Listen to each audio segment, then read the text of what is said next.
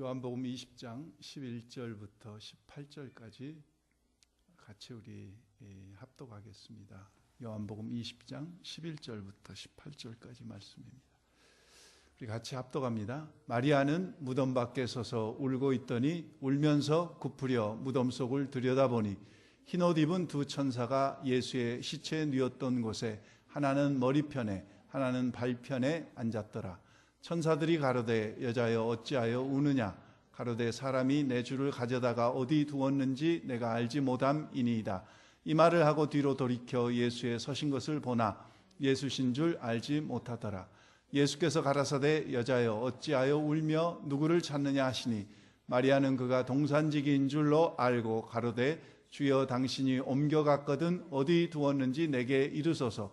그리하면 내가 가져가리이다. 예수께서 마리아야 하시거늘 마리아가 돌이켜 히브리 말로 라보니여 하니 이는 선생님이라.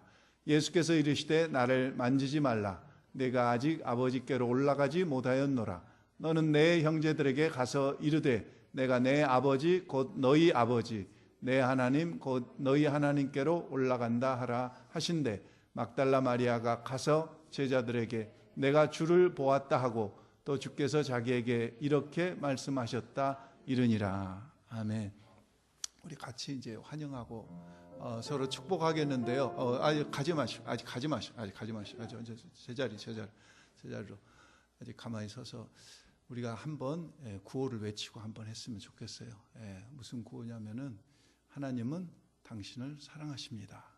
나도 당신을 사랑합니다. 이제 그런 마음으로 하지 않아요.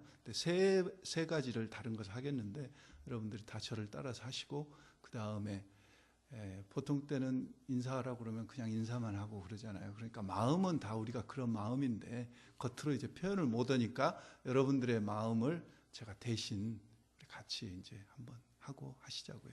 그래서 같이 따라서 하십시다. 하나님은 당신을 사랑하십니다. 나도 당신을 사랑합니다.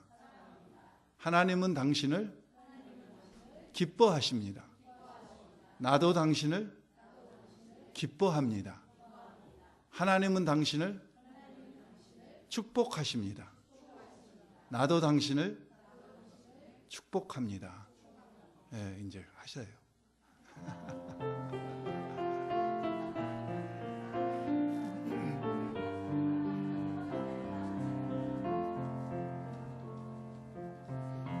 내 모습 속에 보이는 하나님 형상 아름다워라.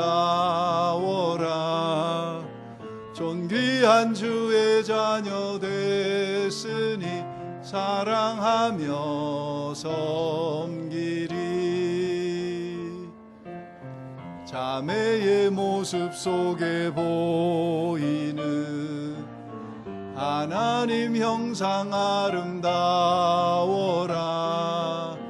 존귀한 주의 자녀 됐으니 사랑하며 섬기리.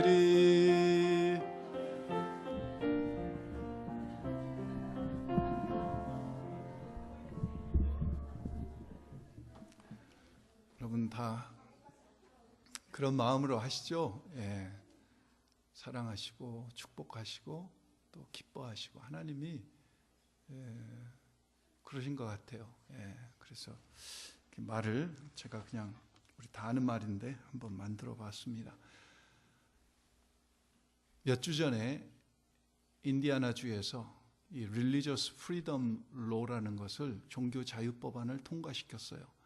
근데 인디아나주만 통과시킨 게 아니라 그 법을 통과시킨 주가 20개 주 조금 지금 넘어갑니다. 그 법은 무슨 법이냐면은 레스비안이 부부가 둘이 와가지고 우리 가게에서 물건을 사려고 할 때 내가 나는 물건을 팔지 않겠습니다. 이렇게 거부해도 법에 조촉이 안 된다.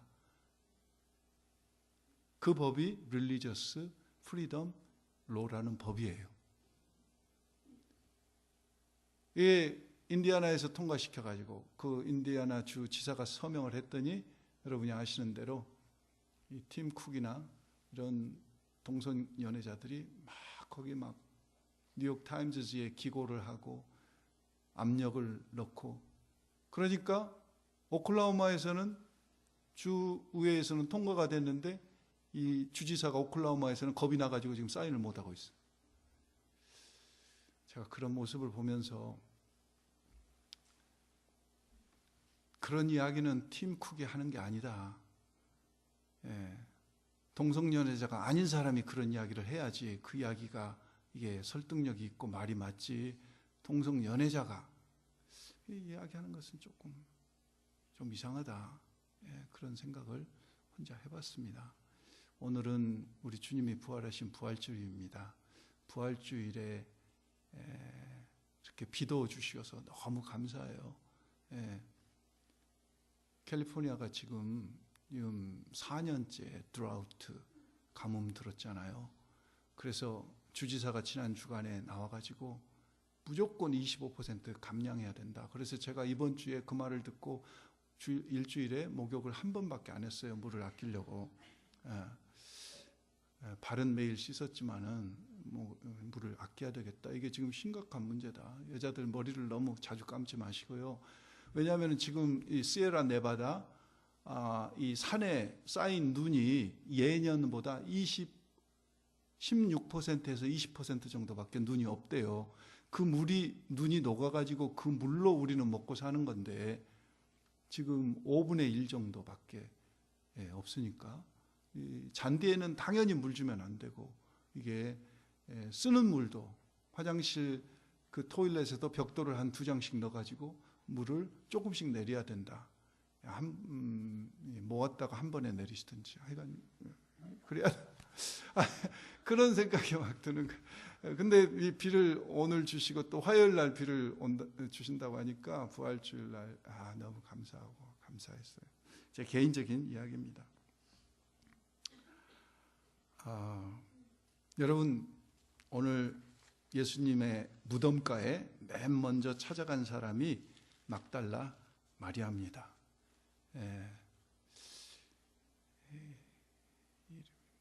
막달라 그 말이 아니라 막달라에 사는 마리아다, 그 이야기죠. 여러분, 막달라 마리아가 누굽니까? 막달라 마리아가 7 귀신 들렸다가 예수님 만나서 귀신 쫓겨난 그런 사람이에요. 갈릴리 호수가 이렇게 있습니다. 북쪽에 헐몬산이 있고, 근데 갈릴리 호수가 이렇게 북쪽이 위에 북쪽이고 밑에 남쪽이라고 그러면은 동편에는 우리가 잘 아는 대로 가다라 지방에 귀신 들린 무덤 사이에서 자기 몸을 해쳤던 귀신 들린 자 2명이 있었다면은 갈릴리 서편 쪽에는 막달라라고 하는 지역에 마리아라고 하는 여자가 7 귀신이나 들렸다가 주님에게 쫓겨났던 그런 역사, 대표적인 사람이 가다라 지방에 귀신 들린 2명하고 이 서편에 막달라 마리아, 7 귀신 들렸다가 쫓겨난. 그래서 예수님께서 돌아가실 때 십자가 앞에 현장에 있었던 4 여인 중에 한 명이 막달라 마리아였어요. 그런데 그 4 여인 중에 어머니 되는 생모 이 마리아는 빠지고, 예수님이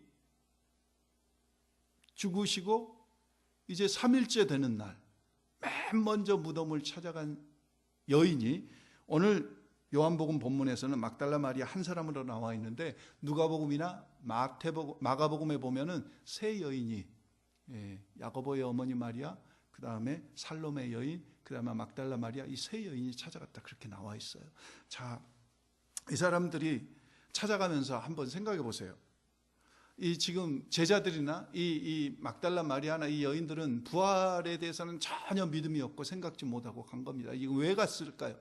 왜 갔냐면은 누가복음 23장 마지막 부분에 보면은 아리마대 사람 요셉하고 니고데모가 빌라도에게 가서 예수님의 시신을 달라고 그래가지고 아리마대 사람 자기가 죽으면은 쓸 무덤, 새 무덤에 갔다가 예수님의 시신을 안치한 것을 누가복음 23장 마지막 절에 보면은 막달라 마리아가 가서 몰래 이렇게 보았어요. 어느 무덤인가? 무덤이 여러 대 있잖아요. 어느 무덤인가? 그리고 안식일이 이제 막 시작돼서 움직일 수가 없잖아요. 그러니까 안식일이 끝날 새벽, 주일날, 지금으로 말하면 주일날 새벽에 향품을 예비했다가 이제 가지고 가요, 무덤을. 근데 여러분 한번 생각해 보세요. 막달라 마리아가 지금 향품을 준비해 가지고 다른 살로메하고 또 야고보의 어머니 마리아하고 세 여인이 가는데, 갈 때 무슨 생각을 했겠어요? 지금 예수님이 묻혔던 그 시신이 보관됐던 그 무덤은, 무덤 입구에 커다란 돌이 있어요.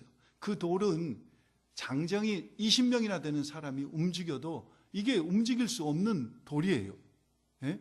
그리고 우리가 아는 대로 그 무덤은 빌라도가 시켜가지고 군병이, 예수님의 제자들이 그 시신을 훔쳐갈 줄 모른다고 하는 그 소문 때문에 군병을 시켜서 지금 계속 지키고 있어요.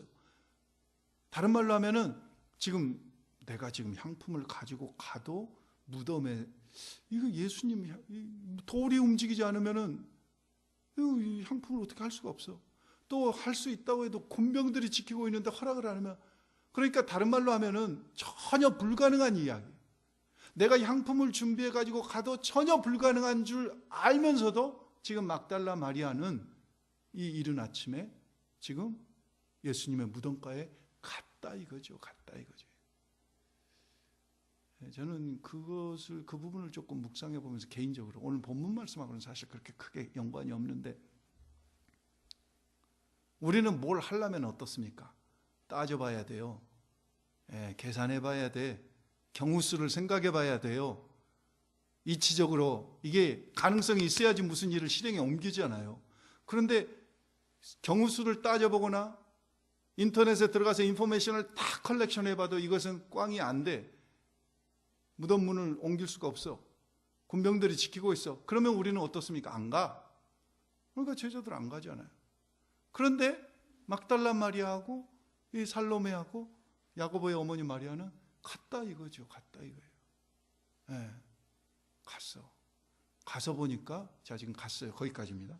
갔어요. 그러니까 우리가 주님의 일을 할 때 어떨 때는 너무 막 계산하고 따지고 막 그러지 말고, 일단 마음이 동하고 성령이 감동하시면은 일단 저지르고 보세요. 그러면은 홍해가 갈라지든지 무덤의 돌이 움직이든지 하나님의 천사를 통해서 역사하시든지, 하여간 하나님께서 길을 여시니까 성령의 감동하심이 있다고 그러면은 너무 세상 이치적으로 계산하고 따져서 그러면 우리는 아무것도 못해요. 오늘 새벽에 막달라 마리아는 계산하고 따졌더라면 무덤에 못 갔을 거예요.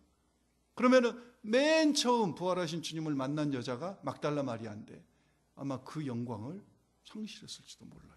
그런데 막달라 마리아는 그 사실을 다 알면서도, 오늘 비가 올 줄 알아요. 오늘 날씨가 좀 추울 줄 알아요. 그래도 여러분들이 다 부활절이라고 기쁨으로 예배드리러 나왔잖아요.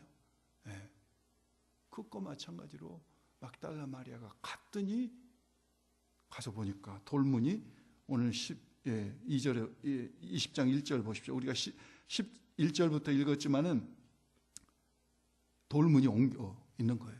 이 깜짝 놀란 거죠. 깜짝 놀란 거예요. 누가 돌문을 옮겼나? 이건 틀림없이 예수님의 시신을 누가 훔쳐가려고 돌문을 옮긴 거다.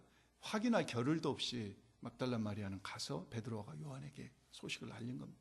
예수님의 시신이 없어졌다. 그랬더니 요한과 베드로가 그냥 줄다름쳐가지고 예수님이 부활하셨다는 것은 생각도 못하고 그냥 온 겁니다. 요한은 젊어서 일찍 무덤에 왔는데 겁이 많으니까 들어가지 못하고 있는데, 늦게 도착했던 베드로가 쑥 들어가서 보니까, 아니 예수님의 시신을 훔쳐갔다면은 이게 막 옷이 흐트러져 있어야 되는데 예수님의 옷이 머리편하고 발편에 가지런히 개켜 있는 거예요. 너무 놀라운 거예요. 그래가지고 그걸 확인하니 그 보고 있던 요한이 그때서야 들어가 보고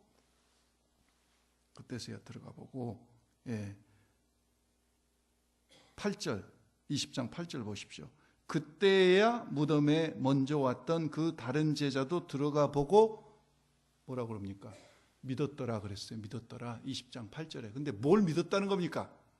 예수님의 부활을 믿었다는 것이 아니라 20장 8절에 보면은 예수님의 시신이 없어진 것을 믿었다 그거죠.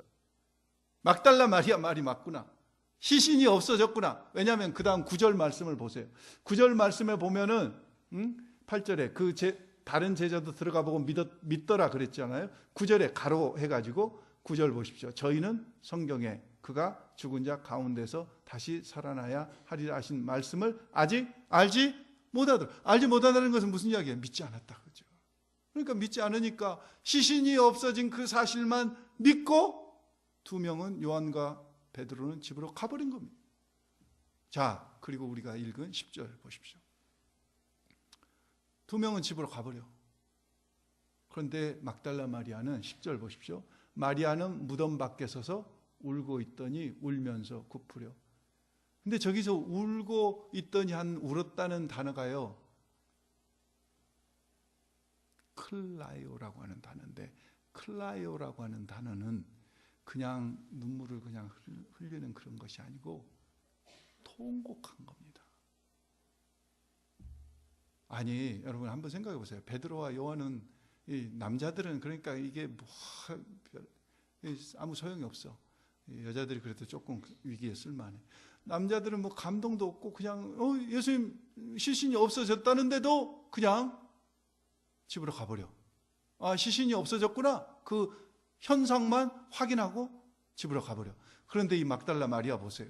시신이 없어졌어. 이 막 더 기가 막힐 노릇아니. 우리 주님이 돌아가셨다는 사실만 해도 기가 막힐 노릇. 그래, 클라이오라고 막달라 마리아는 막 통곡을 하면서 땅을 치면서 엎어져 가지고 다리를 쭉 뻗고 신발에 막 바서 당기면서 막 우는 겁니다. 간장이 끊어질 정도로 막 우는 거예요. 그리고 울다가 막 하다가 보니까 그래도 뭐 정신이 났는지 무덤 안을 이렇게 들여다봤더니 두 천사가 있는, 두 천사가. 제가 그래서 이때 또 할렐루야 그런 것 아니에요? 베드로와 요한도 무덤에 들어가서 그것을 봤잖아요. 그런데 이 쑥맥들은 가슴에 감동이 없어 들어가서 지금 뭐로 왔는지. 그러니까 이 베드로와 요한에게도 안 보여졌던 천사가 막달라 마리아 막 울고불고 통곡하고 난리 법석을 하다가 원격결에 무덤 안을 들여봤더니 아이, 그 천사 두 명이 예수님의 머리편 발편에 있는 거예요. 그러면서 여자여 왜 우느냐, 누구를 찾느냐. 할렐루야. 그러니까 여러분, 우리가 천사가 보여질 때 이거 보통 은총이 아니고요, 하나님의 은혜가 아니면은 막달라 마리아는 너무 상심한 거죠. 막 하나님 앞에 통곡하면서, 하나님 이럴 수가 있습니까? 그랬더니 그 천사 두 명이 왜 우느냐, 어찌하여 우느냐. 그랬더니 내 주를 가져다가 어디 두셨는지 내가 알지 못합니다. 그때 천사 두 명 뒤에 우리 주님이 서 계신 거죠. 그래서 주님이, 근데 서 계시면서 여자여 어찌하여 우느냐, 누구를 찾느냐, 어찌하여 울며 누구를 찾느냐 이렇게 말씀하셨는데, 예수님이 막달라 마리아 뒤편에서, 막달라 마리아가 돌아서면서 예수님을 봤는데 예수님인 줄 알지 못한, 여자여 왜 울고 누구를 찾느냐. 그러니까 우리가 부활하면은요, 엠마오를 향해서 가던 제자들도 예수님을 알아보지 못했듯이 우리가 부활하면은 아마 처음에는 잘 못 알아볼지 모르겠어요. 왜냐하면은 우리가 육신의 몸으로 부활하는 게 아니기 때문에. 예수님을 그렇게 따라다녔고 그렇게 수발했던 막달라 마리아가 왜 동산직인 줄 착각했겠어요? 그때 생전에 예수님의 모습이 아닌. 그러니까 예수님께서 이번에는 뭐라고 막달라 마리아에게 말할 것입니까? 마리아야 하고, 마리아야 이름을 불렀더니 그때서야, 동산지기가 자기 이름을 알 이유가 없잖아요. 그때 그 음성 속에 예수님을 인 줄 확신하는 거예요. 네. 그래가지고 어떻습니까? 동산지기한테 마리아가 15절에 이야기했어요. 동산직인 줄 알고 당신 우리 주님을 어디 옮겨뒀으면 빨리 나한테 알려주세요. 내가 그러면 거기 가서 어떻게든지 당신이 시신을 옮겼으면 내가 그랬더니 예수님께서 이게 아니잖아요. 그래서 마리아야 하고 부르신 거예요. 그랬더니 예수님인 줄 알아보고 마리아가 16절부터 17절 사이에 마리아가 어떤 행동을 했는지 안 나와 있어요. 그런데 17절에 예수님께서 하신 그 말씀을 보면은 16절 마리아가 라보니여 하고 고백하면서 예수님을 향해서 어떤 행동을 한 줄 우리는 상상할 수 있어요. 17절에 예수님께서 마리아에게 뭐라고 이야기하십니까? 나를 만지지 말라. 내가 아직 아버지께로 올라가지 못했나. 이 이야기는 무슨 이야기냐면요, 마리아가 예수님을, 여러분 생각해 보세요. 지금 마리아가 막 퍼져가지고 신이 벗겨진지도 모르고 옷이 막 머리가 산발된지도 모르고 그냥 통곡하며 막 울고 그러다가 막 천사를 보고 지금 예수님이 살았다 그랬을 때, 마리아야 그랬을 때 라보니여 그러면서, 라보니여 이렇게 가만히 이야기했겠어요? 네? 통곡했던 그 감정과 그 상실했던 그 슬픔 속에서 주님이 마리아야 이렇게 부르셨을 때, 아, 주님이 죽지 않고 살으셨군요. 그런데 그때 라보니여 이렇게 부르셨겠냐고요.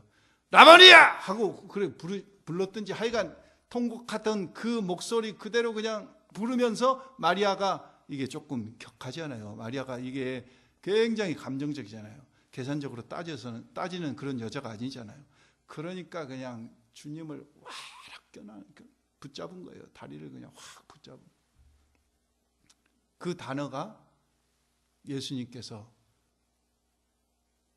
마리아야 나를 만지지 말라, 그 말은 그냥 손으로 가만히 만진 게 아니라 주님을 그냥 확 껴나는 거예요. 영어로 번역하자면은 클링이라고 하는 단어를 썼어요. 클링. 그냥 예수님을 그냥 이제 절대로 내가 놓치지 않아. 여기 동산지기가 어디 훔친 줄 알았더니 예수님 여기 계셨군요. 내가 이제 주님을 절대 내가 놓치지 않겠습니다 하고 그냥 막 확 붙잡으니까 예수님께서 지금 말씀하시잖아요. 마리아야 나를 만지지 말라. 내가 아직 아버지께로 올라가지. 이 말씀은 무슨 이야기입니까? 이제 너와 나와의 관계가 이제 육신적으로 이렇게 보고 만지고 하는 그런 관계가 아니야. 내가 아버지께로 승천해서 올라갈 건데 그래도 나는 성령으로 너와 함께 계속 있을 그런 관계가 됐어. 이제 네가 나를 붙잡고 안 붙잡고 거기 상관이 없네. 우리 주님께서 하신 말씀 아니에요. 여러분, 저는 이 부활절을 묵상하면서, 이 말씀과 부활절을 묵상하면서 저는 두 가지 것이 생각이 났어요. 첫째는 감격의 기쁨입니다. 지금 막달라 마리아가 주님의 시신이 없어진, 부활은 꿈도 안 꿨다니까요. 부활에 대한 믿음이 없어요. 전혀 믿음이 없어요. 지금 베드로고 요한이고 뭐 제자들이고 막달라 마리아고, 부활했다고 생각하면 뭔 향품을 준비해서 갔겠어요? 주님의 시신이 그대로 있고 지금 육신으로 죽어 계시다고 생각하니까 향품을 가지고 간 이 마리아. 그런데 주님이 또 한 번 가서 놀란 건 시신이 없어진 줄 알았는데 시신이 없어졌어. 근데 시신이 없어진 게 아니라 주님이 살았어. 말도 하셔. 내 이름을 부르셔.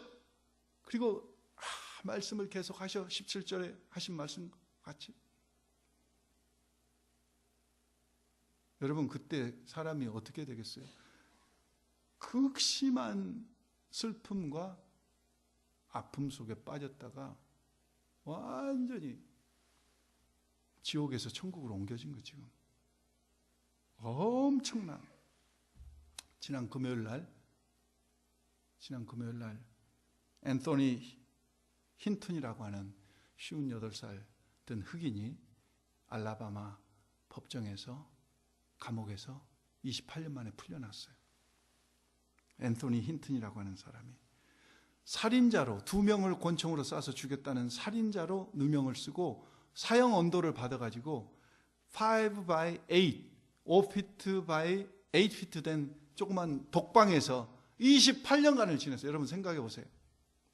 28년간을 지내다가 지난 금요일날, 성금요일날 출감했어요. 누명이 풀어져가지고.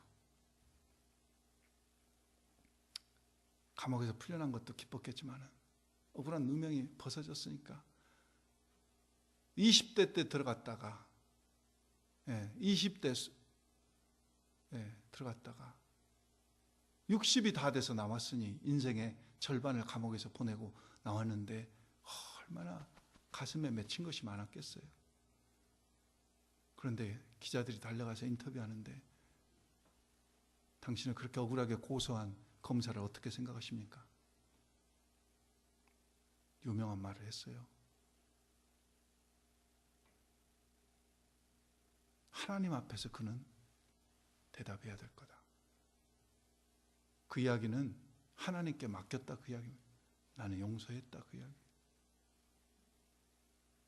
근데 이 앤서니 힌튼 정도의 기쁨이 아니라 오늘 예수 그리스도께서 오늘 이렇게 부활하셨다고 하는 사실은 막달라 마리아 얼마나 진짜 완전한 극적인 반전 아닙니까? 끝났다. 돌아가셨다. 그런데 살으셨어. 오늘 그 이야기를 조금 더 하겠습니다. 비디오 클립을 잠깐 보시고요. 우리가 조이 콘서트 할 때 봤던 비디오 클립이에요. 그런데 다시 한번 우리가 조이 콘서트 할 때 봤던 것은 아마 저것의 한 절반 정도밖에 안 봤을 거예요. 다시 한번 보시면서 체코슬로바키아 영화인데 영어로 The Bridge, 체코슬로바키아 말로는 most, M-O-S-T, the most라고 하는 말이 영어로는 다리라고 하는 말이에요. 그래서 한번 보시면서 제가 이 비디오 클립을 다시 재해석하면서 오늘 이 부활의 기쁨에 대해서 조금 말씀을 더 이어 나가려고 합니다.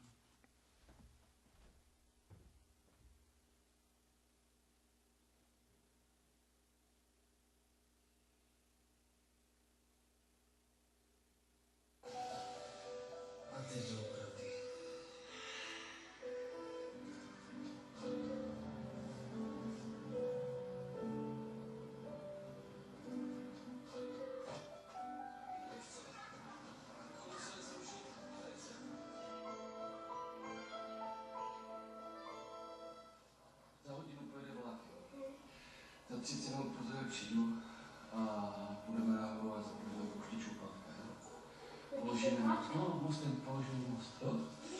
30 minut sedět, nikam neběhat.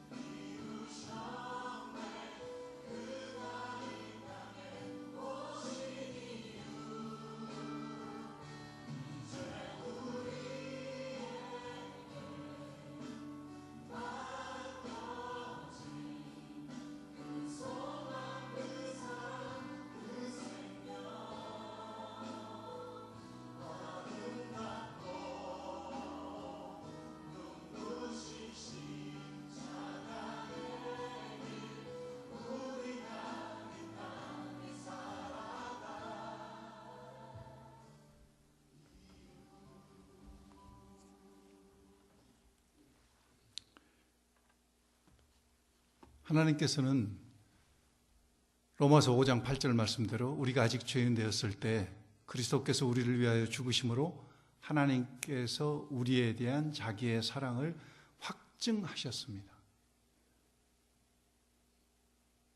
그런데 저기서 죽은 아들을 생각하면서 울부짖는 그 아버지가 기차가 지나간 다음에 기계실에 내려가 봤더니 그 아들이 살아있다. 그러면은 여러분 그 기쁨이 어떠했겠습니까? 그 기쁨이 어떠했겠냐고요. 오늘 부활의 기쁨은 그겁니다. 막달라 마리아가 누렸던 그 기쁨은 그거예요. 그런데 오늘 2000년 뒤에 저와 여러분이 이 부활을 통해서 누리는 기쁨은 막달라 마리아가 체험했던 그런 기쁨이 아니라 오늘 우리에게는 또 다른 의미가 있는 거예요. 왜 우리가 부활주일이 기쁘냐? 예수의 부활이 왜 기쁘냐면은 저에게는 큰 두 가지 이유가 있습니다. 저뿐만 아니라 여러분에게도 이 이유는 동일할 겁니다. 첫 번째는 우리가 고난주간의 말씀을 보았듯이 다 이루었다. 텔레스타이 하고 주님께서는 십자가에서 마지막 외치시고 돌아가셨습니다. 그런데 다 지불하신 paid in full 하나도 남김없이 지불하신 그 지불하심의 증표가 예수 그리스도의 부활로 확증됐다 그거죠. 확증됐다. 다시는 저와 여러분이 거기에 더할 것이 없는 예수 그리스도의 부활로 말미암아 우리 주님이 정말 의인으로서 죄 없으신 분으로서 그것을 십자가에 다 폐하신 것이 예수 그리스도의 부활로 확증됐기 때문에 우리는 기쁜 겁니다. 기쁨의 의미는 거기에 있는 겁니다. 예수님께서 부활하셔서 40일 동안에 11번이나 나타나셨다고 성경은 기록하고 있는데 이것은 분명하게 우리 주님은 우리의 죄값을 철저하게 완전히 다 지불하셨다고 하는 그 증표가 바로 예수의 부활입니다. 그래서 우리가 기쁜 겁니다. 더 이상 우리가 거기에 애도할 것이 없어요. 더 이상 무슨 보탤 것이 없어요. 의심할 것도 없어요. 내 죄값을 철저하게 주님이 담당하셨구나. 그래서 기쁜 거예요. 단순히 죽었다가 살아났다고 하는 그런 기쁨이 아니라 저와 여러분은 물론 막달라 마리아는 그 당시는 그런 기쁨이었겠죠. 그런데 2000년이 지난 오늘 우리에게는 성경 말씀을 통해서 수많은 메시지를 통해서 하나님의 그 마음이 예수 그리스도를 십자가에 죽게 하심으로 바로 저와 여러분을 바로 이와 같이 두 번째는요, 뭐라고 그랬습니까? 왜 우리가 기쁘냐면은 부활의 첫 열매가 되셨도다 그랬잖아요. 그 말은 무슨 이야기입니까? 우리의 부활의 주님이 증표시다 그거죠. 증표. 우리도 주님같이 부활한다 그거죠. 인생이 70, 80인 줄 알았어. 그랬는데 그게 끝이 아니라 그게 이 시작이더라 그거죠. 영원을 향한 시작이더라. 여러분 그런 경험 없어요? 저는 가끔 가다가 제가 777 못 해가지고 호주머니나 가방이나 어디를 보다가 뭔 돈이 발견돼. 이 돈이 어디서 났지? 생각해보면은 내 돈이야. 내가 옛날에 어디다가 흘렸다가. 근데도 그 돈을 발견하면은 X에 상관없이 되게 기분이 좋아요. 공돈 얻는 것 같고. 그렇지 않아요? 여러분은 별로 성실하셔서 그런 경험이 없으신 모양이에요. 저는요, 돈이 어디서 나오면 이게 내가 언제 아껴서 몰래 숨겨놓은 돈 같은데 이게 너무 기쁜 거 있어요. 공돈이 막 생긴 것 같고. 제 조카 중에 한 명이 재수를 하고 또 막 그래가지고 서울대학을 떨어졌어요. 그래가지고 집안이 막 코가 쭉 빠져가지고 이게 상심해가지고 있는데 몇 주 있다가 합격 통지서가 왔어요. 그래서 서울대학교 다시 들어갔다고 그래서 뭔 일이 돼? 그랬더니 합격한 놈이 어떤 놈이 등록을 안 해가지고 맨 꼴등으로 합격한 거야. 그러니까 여러분 생각해 보세요. 이 떨어진 줄 알았는데 이게 막 갑자기 집안 잔치하고 막 난리 나서 꼴등은 꼴등이지만 들어간 건 들어간 것 아니에요? 우리는 인생 다 끝난 줄 알았어요. 인생이 그렇잖아요. 히브리서 9장 27절에도 한 번 죽는 것은 사람에게 정하시고 죽으면 끝이구나 그랬는데 끝이 아니라 지금 우리 세상에 살면서 우리가 생각해보지 못했던, 누리지 못했던, 상상하지 못했던 어마어마한 세상이 그냥 쫙 시작되면서 우리 하나님과 영원히 계속 그 보좌 앞에서 찬송하면서 사는 사람이 조금만 인생을 히스기야 같이 15년만 더 살아도, 암 걸린 사람이 한 하루만, 조금만, 일주일만 더 살아도 이건 막 그럴 텐데, 영원히 사는데 그냥 영원히 사는 게 아니라 세상에서 누려보지 못했던 이 엄청난 신분과 환경으로 영원을 이건 진짜 통일이 대박이 아니라 이런 수지 맞는 일이 어디가 있냐고요. 그러더라고요. 어떤 사람이 로또 터지면 두 가지 일을 잘해야 된다. 첫째 일은 절대 내가 로또 당첨됐다고 이웃에게 이야기하지 말라. 두 번째는 주변을 조용히 정리하라. 와이프하고도 이혼하고 남편하고도 이혼하고.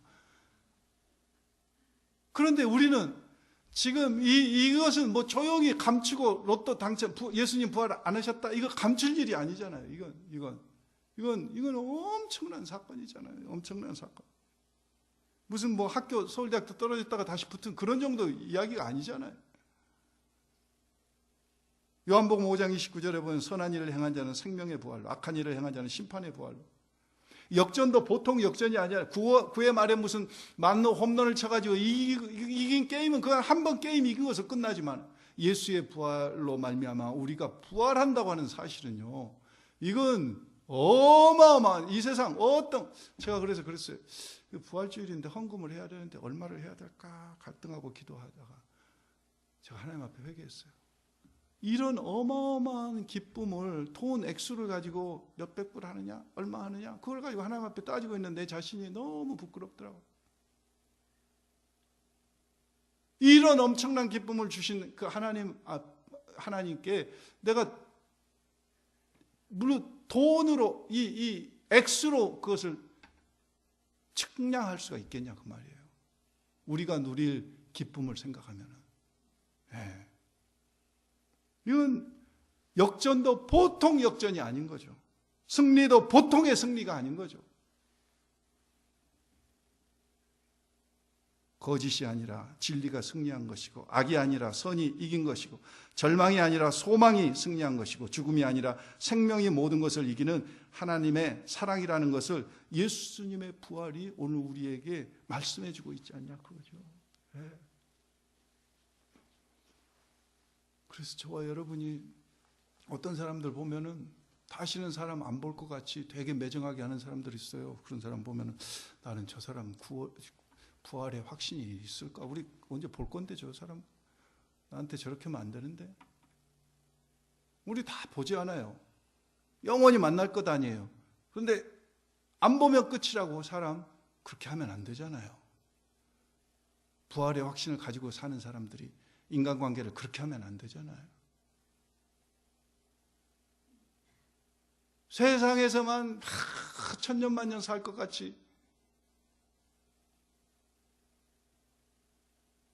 우리 육신을 입고 사는 것은 영원을 준비하는 삶 아니에요? 부활의 확신과 소망이 있다면 우리가 이 세상 살면서 그렇게 살아서는 안 되잖아요. 두 번째 제가 생각해 본 것은 기쁨 다음으로 두 번째 오늘 본문의 17절 말씀에 보면은 예수님께서 마리아에게 뭐라고 이야기하십니까? 나를 만지지 말라고 말씀하시고 내가 아직 아버지께로 올라가지 못했노라 하시고 너는 내 형제들에게 가서 이르되 내가 내 아버지 곧 너희 아버지 내 하나님 곧 너희 하나님께로 올라간다 하라고 전하라고.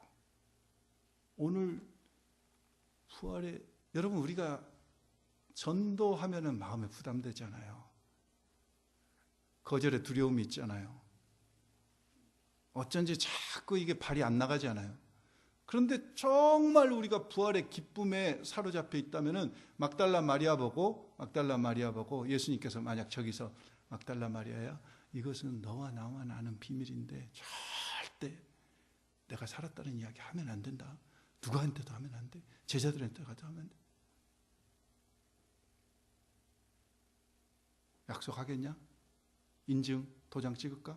예수님이 다 했다고 해보세요. 막달라 마리아가 가서 안전했을까요?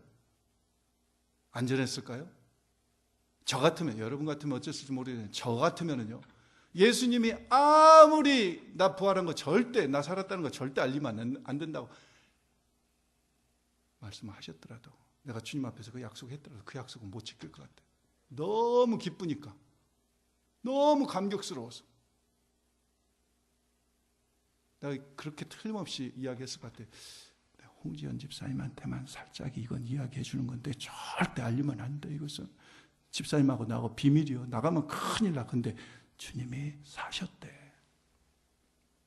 나 그렇게라도 계속 이야기할 것 같아. 안 그래요? 그 기쁨이 있다면은, 절대로 너 알리면 안 돼. 너 전도 오면 안 돼. 그래도 그 기쁨이 있다면은 그럴 것 같아요. 근데 주님이 가서 전하라고까지 하셨는데, 가서 알리라고까지 하셨는데, 여러분 사도행전 2장 10장에 보면은 오순절 마가다락방에 성령이 임하고 베드로가 한 설교, 그래서 3,000명이 회개하고 돌아오고, 사도행전 10장에 보면은 가이사랴에 있는 고넬료 백부장 집에 베드로가 가서 설교할 때 그 설교의 내용의 핵심은 뭡니까? 예수 그리스도의 십자가와 부활이에요. 부활. 너희가 죽은 이 예수를 하나님께서 다시 살리셨다. He is risen. 하나님께서 다시 살리셨다. 그걸 계속 알린 겁니다. 그게 복음이에요. 여러분 열왕기 하 찾으셔서 한 구절을 같이 좀 합독하겠는데요. 열왕기 하 6장 7장에 보면은 사마리아 도성이 베나닷이라고 하는 아람 군대, 아람 왕에게 포위된 적이 있었습니다. 얼마 동안 포위됐는지 먹을 것이 다 떨어졌어. 열왕기 하 7장입니다. 먹을 것이 다 떨어져 가지고 사람들이 진짜 이게 배가 고파서 굶어보면은 본색이 나온다고. 애 엄마들이 세상에 할 일이 없어서 앉아가지고 오늘은 누구의 애를 먼저 잡아먹을까? 제비 뽑자, 가위바위보 하자. 이렇게 하고 앉아있어요. 열왕기 하 6장에 보면은 먹을 것이 없는 거예요. 그런데 열왕기 하 7장으로 넘어가니까 성문 어귀에 문둥이 4명이 문둥이 4명. 문둥이 4명이 성 안에 들어가도 먹을 것이 없으니 우리는 죽을 거고, 저들이 돌로 먹을 것이 없는데 우리 문둥이를 누가 반겨하겠냐? 어차피 돌에 맞아 죽을 거고. 아람 군대에 가도 죽을 건데, 그래도 아람 군대에 가서 항복하면은 아람 군대는 먹을 것이 있지 않냐? 이래도 죽고 저래도 죽었는데 아람 군대에 가서 항복하고 먹다가 죽으면은 얼굴 색이라도 좋다. 이 문둥이들이 그 말은 안 했겠지만은 그런 생각을 가지고 간 거죠. 그런데 하나님께서 엘리사의 기도를 들으시고 아람 군대의 귀에 연합군의 수십만 명이 막 쳐들어오는 말발굽 소리를 막 들리게 하시고 천둥과 우레와 번개를 통해서 막 그런 이 아람 군대들이 혼비백산해 가지고 급해 가지고 아무것도 챙겨갈지를 못하고 몸만 빠져서 그냥 다 도망가 버린. 문둥이 4명이 아람 군대에 가보니까 모든 건 그대로 있어. 먹을 것이 너무 많아. 정신없이 먹고 막 띵까띵까하고 있다가 밤 12시가 넘기 전에 문둥이 중에서 한 명이 제정신이 든 거죠. 오늘 그 말씀을 같이 한번 읽겠습니다. 열왕기 하 7장 9절 말씀입니다. 열왕기 하 7장 9절 말씀. 9절 말씀. 그래서 배 터지게 먹었어요. 배 터지게 먹었어. 9절 말씀 한 절만 우리 같이 합독합니다. 문둥이가 서로 말하되 우리의 소위가 선치 못하도다. 오늘날은 아름다운 소식이 있는 날이언을 우리가 잠잠하고 있도다. 만일 밝은 아침까지 기다리면 벌이 우리에게 미칠지니 이제 떠나 왕궁에 가서 고하자 하고. 그러니까 저는 이 9절 말씀을 읽으면서 아침까지 기다리면은, 밝은 아침까지 기다리면은 벌이 우리에게 미칠지니, 이 말씀을 봤을 때 지금 이들이 지금 한밤중이에요. 밤중 아니면 새벽인데 핑계거리가 얼마든지 있는데 지금 저 한밤중에 사마리아 성에 달려가서 아람 군대가 떠났대야 이야기를 했다는 거 아니에요? 예수님이 부활하셨대. 그 이야기를 했다는 거 아니에요? 만약에 우리가 그렇게 하지 않으면은, 아침까지 기다리면은, 지금 즉시 하지 않으면은 벌이 우리에게 미칠지. 저는 이 말씀을 읽으면서 얼른 생각나는 게 고린도전서 9장 말씀이. 성경은 모든 짝이 있다고 그랬잖아요. 구약에서 있으면 신약이 꼭 짝이 있어요. 신약 성경 고린도전서 9장 한번 찾아보세요. 고린도전서 9장 16절 한 절만 같이 합독합니다. 아침까지 기다리면 우리에게 화가 미칠지니. 이 말씀을 어떻게 알았는지 사도 바울이 고린도전서 9장 16절에 이렇게 말씀하셨어요. 9장 16절 우리 정은성 형제도 빨리 찾으시네. 9장 16절 말씀 한 절만 우리 같이 합독하겠습니다. 16절 한 절입니다. 16절 조금 더 같이 합독합니다. 내가 복음을 전할지라도 자랑할 것이 없으면 내가 부득불 할림이라. 만일 복음을 전하지 아니하면 내게 화가 있을 것이미로다. 아침까지 기다리면은 우리에게 화가 있을 것이다. 복음을 전하지 않으면 내게 화가 있을 것입니다. 우리가 복음을 전해도 자랑할 것이 없으면 이건 당연히 할 일이다. 그러죠. 부활의 기쁨 속에 내가 영원히 산다고 하는 이 부활의 확신을 가지고 사는 사람이라고 한다면은 그 기쁨 속에 강 목사가 노방전도를 나가자고 하자고 하든지, 그냥 오늘은 그냥 가시라고 해도, 목사님 지금 정신이 있어요 없어요? 오늘 그냥 가다니 말이에요 소요? 오늘 우리는 전화 갈 테니까 목사님이나 혼자 일찍 들어가셔서 쉬셔. 이래야 되지 않겠어요? 네. 내게, 아니 성경 말씀을 우리가 똑똑히 보시자고요. 복음을 전하지 않으면 내가 화가 일나고, 근데 목사님 나는 교인으로서 내가 가서 하나님 앞에 벌받고 화당하면 좋겠어요? 목사님은 나에 대한 사랑이 있어요 없어요? 그거 따져야 되잖아요. 오늘 그냥 이번 주는 그냥 가세요. 그래도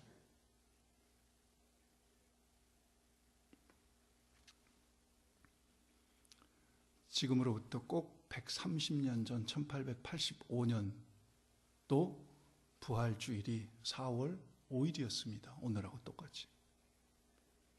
1885년도 4월 5일 부활절 아침에 인천 제물포 항에 미국 선교사 언더우드와 아펜셀러 선교사님이 도착해서 부활절날 아침에 이렇게 기도를 하셨어요. 우리는 부활의 아침에 이곳에 왔습니다. 사망의 권세를 이기시고 부활하신 예수님께서 조선 백성을 얽어맨 결박을 끊고 자유와 빛을 주옵소서. 그분들 속에 부활의 확신과 기쁨과 감격이 없었다면은 그 어두운 땅 조선, 그 조선 땅까지 와서 수많은 자녀들의 생명을 잃어가면서 자신들의 생명의 위협을 느끼면서 그렇게 복음을 전했겠냐 그거죠. 부활은 소생이 아니라 변형입니다. 트랜스포메이션입니다. 봄이 되면은 죽었던 가지에서, 죽은 듯한 가지에서 싹이 나는 것은 소생이라고 그럽니다. 부활은 소생이 아니라 변형이에요. 예수님의 죽음으로 흩어졌던 공동체가 예수님의 부활로 말미암아서 다시 모이는 공동체로 변형됐어요. 예수의 부활 때문에 그들 속에는 뜨거움이 있고 사랑이 흘러 넘치기 시작했고, 매주일 모여서, 아니 매일 모여서, 사도행전 2장에 보니까 매일 모여서 그들은 하나님 앞에 기도를 드리면서 온전히 주님께 그들의 삶을 드렸습니다. 오늘 우리에게 모든 것이 하나님의 은혜입니다. 모든 것이 하나님의 은혜예요. 구원도 하나님의 은혜고, 성경도 하나님의 은혜고, 성령 주신 것도 하나님의 은혜고, 교회 공동체를 주신 것도 하나님의 은혜고, 자녀들을 주신 것도 하나님의 은혜고, 건강 주신 것도 하나님의 은혜고, 모든 것이 하나님의 은혜지만 특별히 오늘 부활의 확신 주시고 부활의 기쁨을 주시고 예수 그리스도께서 우리의 부활의 첫 열매가 되신 것은 우리에게 다른 은혜하고 또 비교할 수 없는 그런 엄청난 은혜인 줄 믿습니다.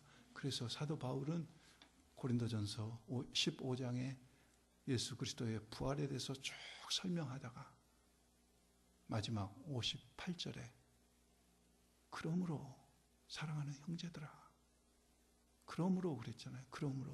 그러므로는 예수 그리스도께서 부활하셨으므로 여러분과 내가 부활함으로 내 사랑하는 형제들아, 견고하며 흔들리지 말며 주의 일에 더욱 힘쓰는 자들이 되라. 이는 너희의 수고가 주 안에서 헛되지 않은 줄을 알미라. 아멘. 기도하겠습니다. 살아계신 아버지 하나님, 감사드립니다. 정말 이 부활의 감격과 은혜를 어떻게 표현을 해야 될지, 그저 주님께서 막달라 마리아에게 부탁하신, 가서 전하라고 하신 그 말씀 이외로는 다시 다른 생각이 안 날 정도로 주여, 저희가 정말 계속해서 증인된 이 사명을 감당해야 되겠사온데 우리 속에 이 부활의 기쁨과 확신과 감격과 은혜를 더욱더 넘치게 하시옵소서. 아버지 하나님, 우리가 영원히 새로운 세상에서 새 몸으로 살 것이기에 아버지 하나님, 정말 이 세상을 살면서 어떻게 살아야 될지 늘 깨닫게 하시고 점검하면서 확인하며 이 부활주의를 지나면서 더욱더 견고한 믿음으로 흔들리지 않으므로 부활의 확신을 가지고 담대하게 증인된 삶을 살아가는 우리 출라이트 교회로 하나님 축복해 주시옵소서. 하나님 감사드립니다. 예수님의 이름으로 기도드렸습니다. 아멘.